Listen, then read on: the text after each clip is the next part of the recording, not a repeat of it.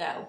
I'm Iris Ruth Pastor here with Dina Rothport for a little small talk. And Dina is a freelance writer, a journalist, and an author. And we're going to be talking about her newly released book, Survivors, Facing the Breast Cancer Gene and Making Life-Changing Decisions. So welcome, Dina. Thank you so much for having I me. understand that you previously worked at Glamour magazine as a health editor, and you reported on things like breast cancer, colon cancer, autoimmune disease, depression, eating disorders, abortion, a whole host of things. And I'm Yes. wondering why you picked breast cancer to write a book about. About 3 years ago, I was living here in South Florida, and I was working for national magazines, and I was approached by 5 women living in my community. They told me that they were previvors, which was a word I had never heard before. And they explained that a previvor is a person who has not had cancer but has a predisposition to develop it. So they basically told me that they were all previvors who had taken steps to lower their risk. However, while they had each other to rely on while they faced their risk, they didn't have one quintessential guide to really help them through all the emotional, psychological, and physical issues they faced. So they asked me to write a book for previvors. And after I met with them, I went back home and I went on the computer and started doing research about this whole woman looking at breast cancer. And as a health writer, I was shocked. There are thousands upon thousands of women out there who have a high risk for breast cancer, and they just don't know what to do. They don't know what steps they can take. And they really don't have that resource out there that could help them. And to be honest, as a woman, I was angry because I know far too many women who could have been helped if they had a resource like this. They should have known that they were at risk, and they should have known what steps they could take to protect themselves, but they found out too late after they were diagnosed with breast cancer. So, with that being said, you talk about how the face of medicine gives you so many options, but it's also like opening a Pandora box of dilemmas. What did you mean by that? Is that because there's so many choices once you're diagnosed? Yes, well, when someone's a previvor, some women are previvors because they test positive for what's known as a breast cancer gene, but namely BRCA1 or BRCA2 mutation. Other women find out they have a high risk because of family history or other risk factors. But when you talk about these genetic mutations and family history coming into play, then each decision you make, it's not just for yourself, it's also for your family members. For instance, BRCA mutations are genetic. So if you find out you have a BRCA mutation, that means you inherited it from either your mother or your father, and you have a 50-50 chance of passing it on to each of your children. So it's not, these aren't black and white issues. You really have a lot of issues to face, and that's what the book sets out to do, is really help women through each step of the way. But no one's saying these are easy issues to face, which is why women really need resources.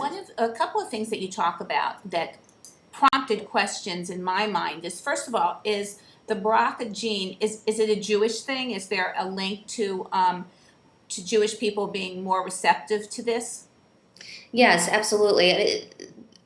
People who have BRCA mutations, anyone could have a BRCA mutation.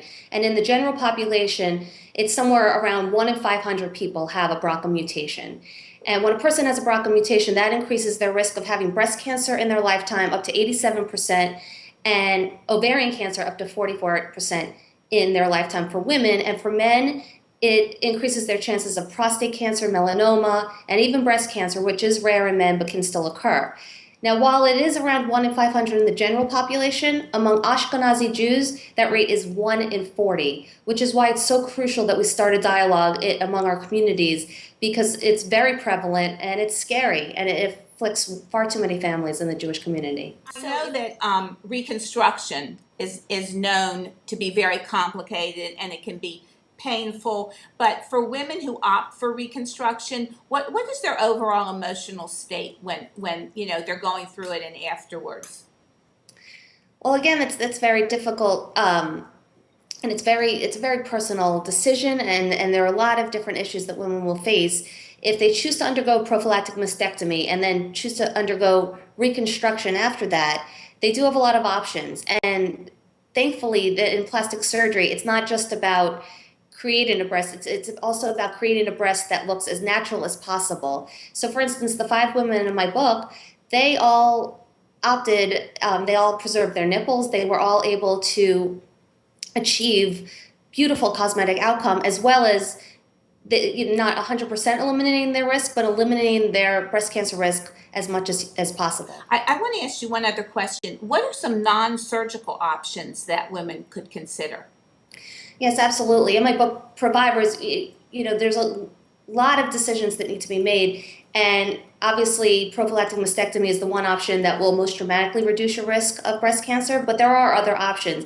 Some women choose to make lifestyle changes, which are changes we should all make, frankly, to increase your exercise and have a healthy diet and limit alcohol, and making changes such as that. You could also increase your surveillance, which isn't going to prevent you from getting breast cancer, but it will help you catch it in its earliest, most treatable stages. So you might want to add MRI to your annual regimen. You might want to get mammograms more often and at younger ages if there is a BRCA mutation in your family. So again, these are all things that you should talk to preferably a genetics counselor about, because they're really trained in this area. And you could also, there's also an option called chemoprevention, which is basically taking pills that can lower your risk up to 50% of breast cancer. So there are many options, all of which I detail in the book, but it's such an individual choice. But I always say that we're lucky as a generation that we have these options, because years ago women were just blindsided by breast cancer, and now we can actually take steps to learn our risks and what we can do to truly protect ourselves. Dina, in your book, you also talked about men having breast cancer, also that men can be a carrier of this gene. And what can men actively do to protect themselves from getting breast cancer? Yes, it's true. There's actually a chapter in my book entitled The Hidden Killer in Men, because men just don't think breast cancer will affect them. And the truth is it does. Men are just as likely to have a BRCA mutation as women are. It is 50-50. So if you, number one, you need to look at your father's side of the family as much as you look at your mother's side when it comes to family history. Now, a man with a BRCA mutation is at higher risk for prostate cancer and breast cancer and other cancers as well. And they should definitely talk to their doctors about what steps they can take to protect themselves, and possibly screening for certain diseases more often than the average man.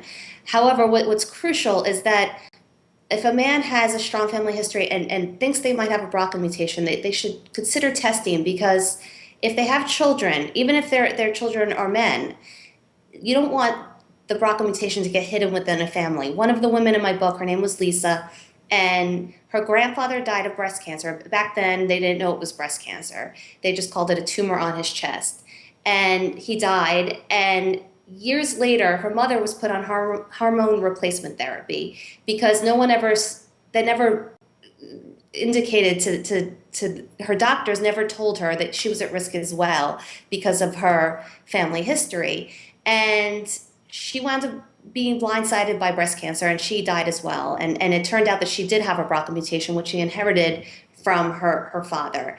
And that's the fear, is that if you don't acknowledge it yourself, and if men don't take that step, that it could really affect their future grandchildren, their daughters, and it's a scary thing. And for those women, the risk is much, much greater for breast and ovarian cancer. So do you advocate for men doing self-examination of their breasts and things like that for any types of lumps? Yes, if a man, especially if he has a BRCA mutation, that he periodically check himself, and if he notices any changes in his tissue, his breast tissue, that he should definitely notify his doctors. And it really does affect men too, and I think men need to really know that. Thank you so much for having me. And I think these issues are all very scary for women, but the bottom line message is that we need to choose empowerment over fear and take charge of our health in ways that previous generations never could.